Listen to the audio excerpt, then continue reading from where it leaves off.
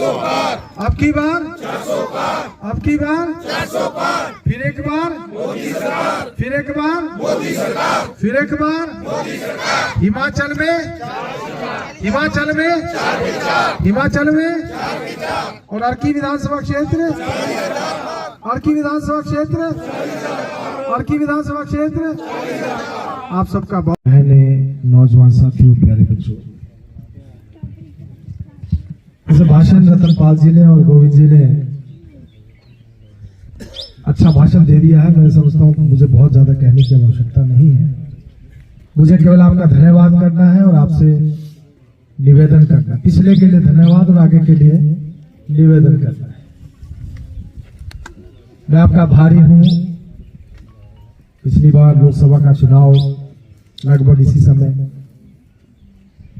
और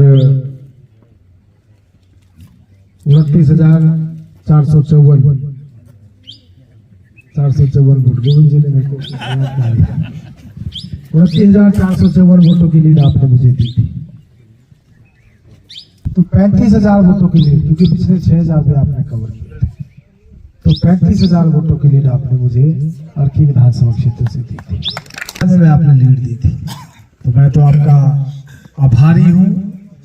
आप लोगों के आशीर्वाद से मुझे देश की सबसे बड़ी जो पंचायत है उसमें इस क्षेत्र का प्रतिनिधित्व करने का मौका मिला। मैं आप सबका बहुत बहुत धन्यवादी हूँ, बहुत बहुत आभारी हूँ। और मैं पार्टी का आभारी हूँ इसलिए कि पार्टी ने फिर से मुझे मौका दिया है, फिर से प्रत्याशी बनाया है, मुझ पर विश्वास किया है। मैं अपने नेतृत्व का, केंद्रीय नेतृत्व, प्रदेश नेतृत्व, इनका आभारी हूँ और आप लोगों का भी आभारी हूँ कि आप लोगों के आशीर्वाद के कारण ही मुझे दूसरी बार मौका मिला है, मुझे प्रत्याशी बनाया है। फिर से आप सबका आशीर्वाद मुझे मिले और आप सबके आशीर्वाद से मैं फिर से सांसद के रूप में आप सबकी सेवा कर सकूं, ऐसा मैं आपसे निवेदन करना चाहूंगा, ऐसा मैं आपसे आग्रह करना चाहूंगा। बाकी आप जानते हैं आज नरेंद्र मोदी देश के प्रधानमंत्री हैं और पिछला 10 वर्ष का जो कार्यकाल मोदी जी का रहा है, मैं नहीं समझता है कि मुझे बताने की कुछ आवश्यकता है, क्योंकि ऐतिहासिक काम हुआ, ऐतिहासिक काम। एक ऐसा व्यक्ति जो निरंतर केवल एक ही बात को सोचता है कि किस प्रकार से इस देश को आगे ले जाया जाए, किस प्रकार से इस देश को विकसित राष्ट्र बनाया जाए। और पिछले 10 सालों में एक दिन भी जिसने छुट्टी नहीं ली, एक दिन भी विश्राम नहीं किया, ऐसा व्यक्ति आज इस देश का प्रधानमंत्री है। और आपको याद होगा जब 2014 में मोदी जी प्रधानमंत्री बने, उससे पहले देश की स्थिति क्या थी, कितना सारा भ्रष्टाचार होता था। अखबार हम पढ़ते थे तो अखबार की हेडलाइन डेली कोई ना कोई घोटाला होता था, डेली हेडलाइन होती थी, टेलीविजन के ऊपर घोटाला हम देखने को मिलता था, अखबारों में पढ़ते थे तो घोटाला। और दुनिया में क्या लगता था, पूरी दुनिया हिंदुस्तान के बारे में क्या सोचती थी कि हिंदुस्तान के लोग तो भ्रष्टाचारी हैं।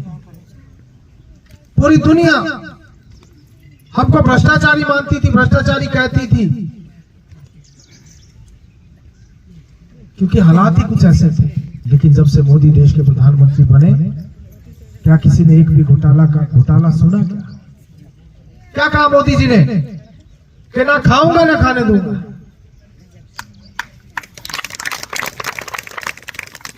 और आप आजकल देखते हैं एक के बाद एक नंबर लग रहे हैं। केजरीवाल भी चला गया, जिसने भी भ्रष्टाचार किया वो जेल गया। और आने वाले समय में आप देखेंगे कुछ दिनों बाद कि और कांग्रेस के नेता भी कुछ अंदर जाने वाले हैं, क्योंकि इन्होंने इस देश को लूटा, 70 साल तक इस देश को लूटा, जमकर भ्रष्टाचार किया। तभी तो आज इंडिया गठबंधन बनाते हैं, सारे ठग इकट्ठे होते हैं। किस लिए? क्योंकि इनकी दुकानें बंद हो गई। ये चाहते हैं कि किस प्रकार से मोदी को सत्ता से हटाया जाए, लेकिन ये संभव नहीं है, क्योंकि 140 करोड़ लोगों का देश हिंदुस्तान आज मोदी के साथ खड़ा है। मोदी जिसको अपना परिवार मानता है, वो 140 करोड़ जनता आज मोदी जी के साथ खड़ी है।